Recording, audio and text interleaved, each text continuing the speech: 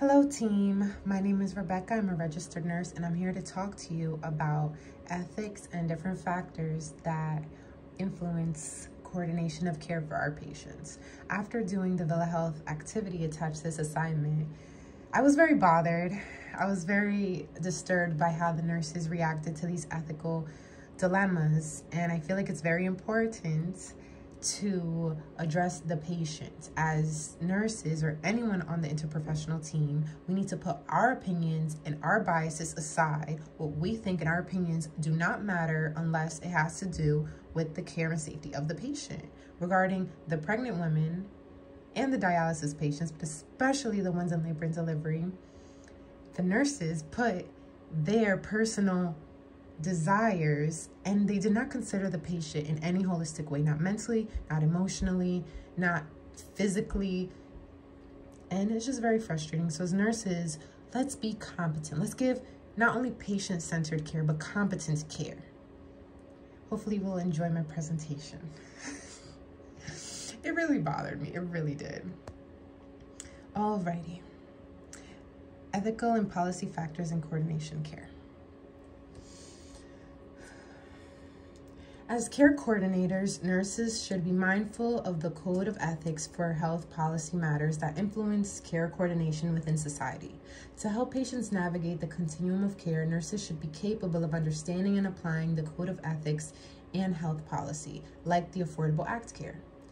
Knowledge of ethical and policy matters ensure that care directors support ethical standards and navigate policy matters that impacts patient care. Many ethical issues within nursing homes are directly related to patient rights, infection control, and promoting a safe environment for all residents. Nursing home staff are knowledgeable, or should be knowledgeable, about policies and procedures, including their role in the system.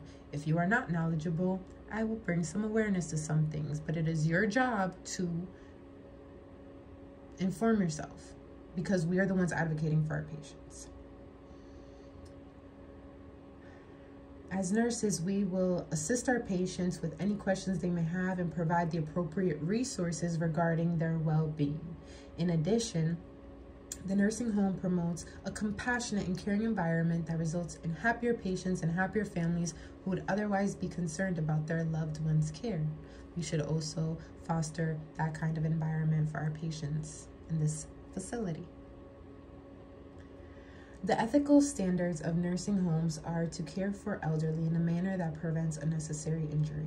Moreover, many have policies and laws to prevent older adults from suffering physical abuse or neglect in their daily care.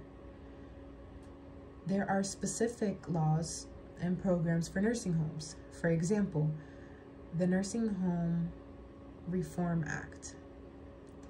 This act ensures patients' rights are enforced as autonomy in care. So the patients have the right to have a say in their care. This act also contributes to not having any abuse or neglect, maintaining the patient's dignity, essentially having all the patient's daily needs met and everything that goes along with that. All the patient's rights are included in the Nursing Home Reform Act. There is also the Older Americans Act. The elderly are required complete care under the statute, including qualified health and diet programs. Furthermore, the long-term ombudsman,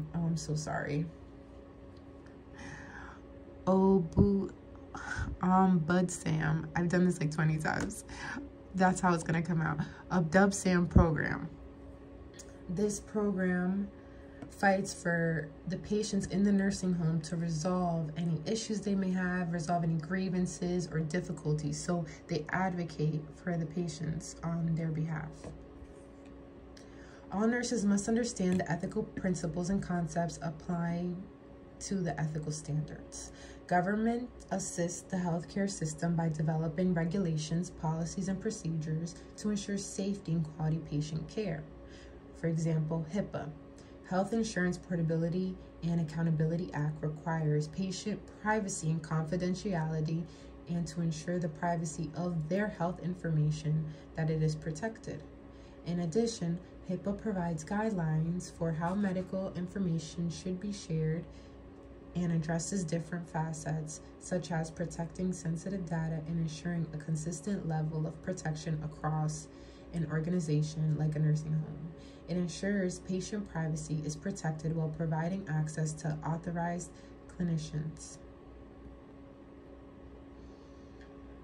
HIPAA generally requires that healthcare providers, such as physicians, hospitals, us nurses, that we abide by strict guidelines when handling patient data. HIPAA applies to all healthcare facilities and organizations, including doctors' offices, hospitals, and the nursing homes.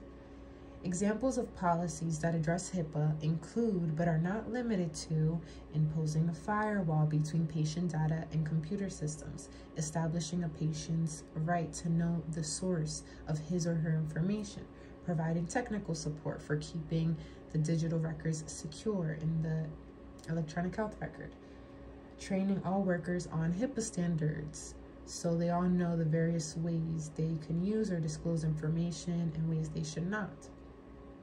Policy provisions raise ethical questions and dilemmas when applied in practice. They include mandated insurance for patients' medical care.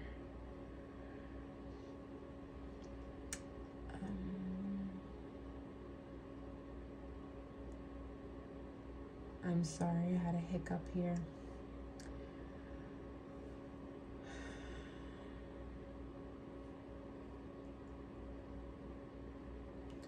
They include mandated insurance for a patient's medical care and required services in the home or clinic.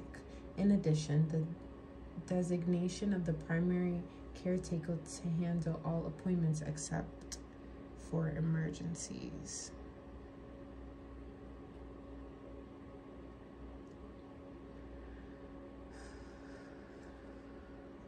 Mandatory insurance of a patient's medical care entails providing health care to patients to promote effective health care, reduce costs, and improve availability.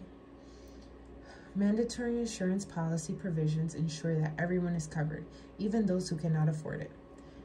This insurance provides coverage for emergencies and prevents from going into debt due to medical expenses. Not having adequate coverage includes exposure to significant financial penalties and higher medical expenses. Consequently, mandatory services in the home or at a clinic directly involve individuals such as vaccinators or disease screening. The implications and consequences of the specific policy provision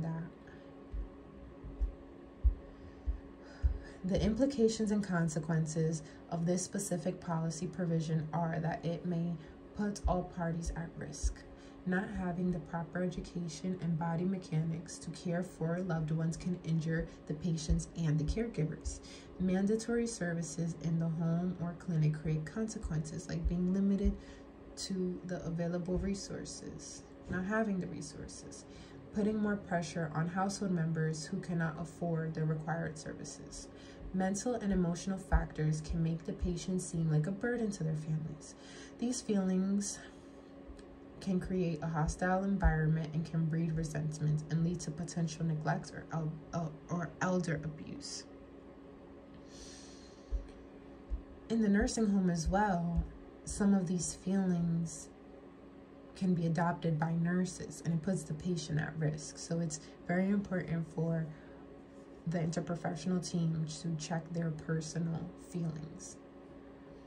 Back to the policy though. This policy brought about changes in the family structure and economy because families were not obligated to contribute additional time and effort and funds towards the patient that they're unable to. A real life example is a family member becoming a primary caretaker for a patient with dementia. The amount of attention that these patients need on a daily basis is overwhelming. And if the family falls in the middle, that they don't qualify for the insurance, but they have all these mandatory cares, it puts the family in a cornered position because they lack the resources and they do not have access to a facility, and the patient in turn doesn't get the best care possible, and the patient is the one who ends up suffering. So ethically, the people who are providing these insurance coverages for patients who meet certain criteria, what about the ones who fall in the middle?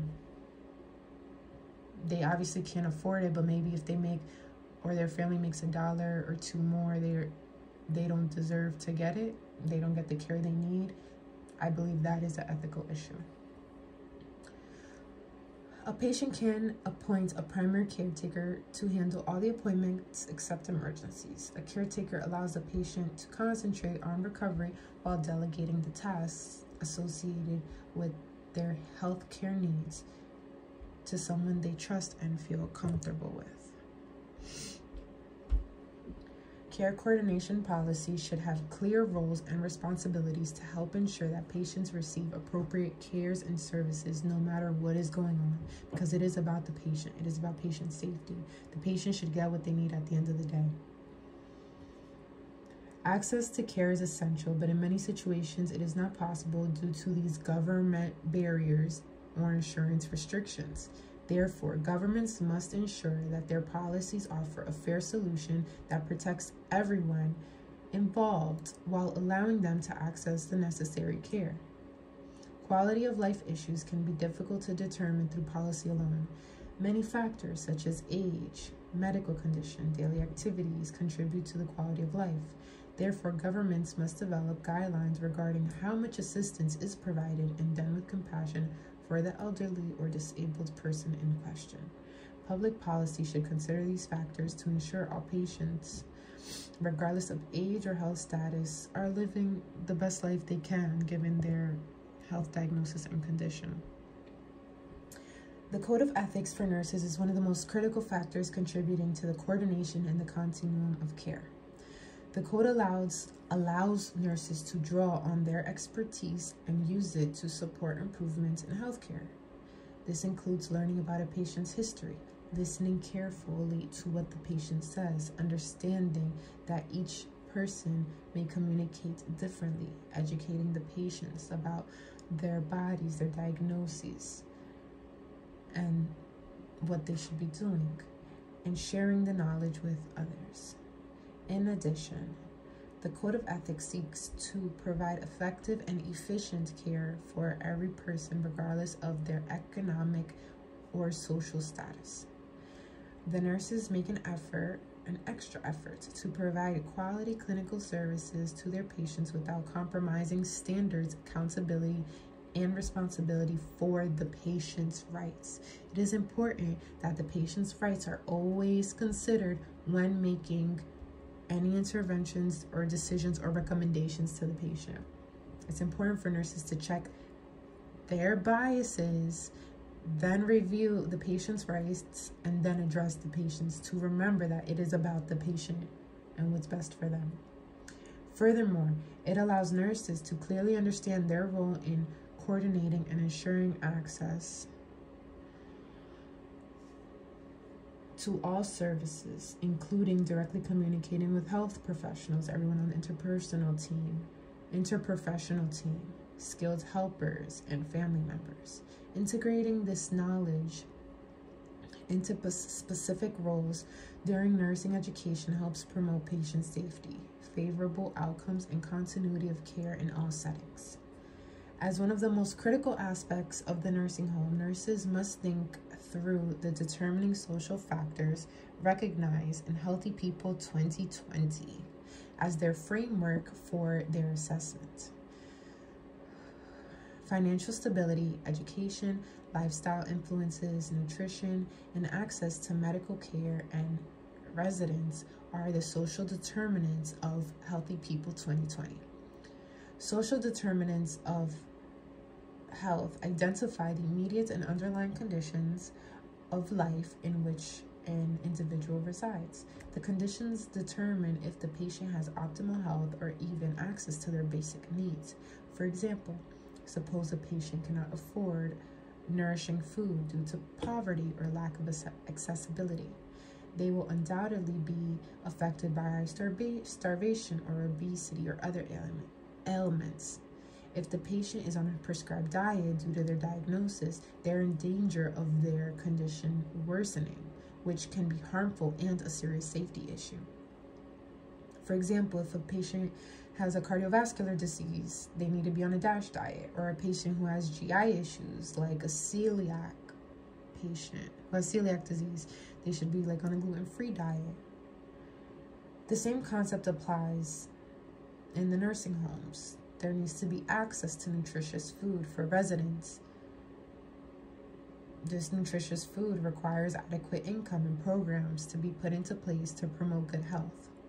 Social determinants of health are applicable in the nursing homes as well. The World Health Organization conceptual social determinants of health framework illustrates how social factors and political factors like occupation, race, education, ethnicity, and gender influence a patient's socioeconomic position, and that plays a crucial role in determining that patient's outcomes of health. The social determinants of health is organized into two broad types that impact well-being and health. The determinants are structural, which compromises socioeconomic status and societal context, and intermediary, which comprises working conditions for individuals and their living. Communicating effectively with all superiors at all levels is imperative for continued success in healthcare workshop organizations.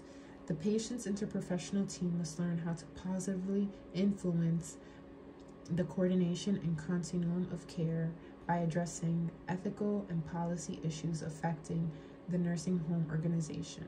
The ethical issues include quality and safety, security, infection control, pain management. Policy issues include resident care, financial management, and community relations. In conclusion, all nurses must learn ethical concepts and principles to implement patient-centered care. To assist patients in navigating the continuum of care, nurses are adept at deciphering and relating the Nursing Code of Ethics and Health Law, particularly the Affordable Care Act, among others that are specific to the nursing home. Governments can also increase the effectiveness of the healthcare system by creating more specific, better, improving the rules, guidelines, laws, regulations, and other safety-related measures. Policy efforts bring benefits, but also have consequences that must be addressed to prevent negatively affecting the patients. The Nursing Code of Ethics is one of the most crucial elements contributing to the coordination and continuum of care. The code permits nurses to draw on their knowledge and use it to promote advancements in medical treatment. Nursing homes must consider all these variables in their care and within their team to increase favorable patient outcomes. As a result, nursing homes must safeguard patient information, involve patients in their care, and ethically apply health policies in their facility. Always remembering that the end goal is to give the safest care possible to these patients.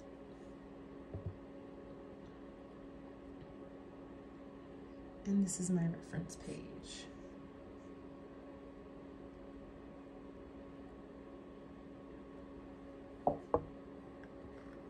Actually, this is my reference page. It's the same thing.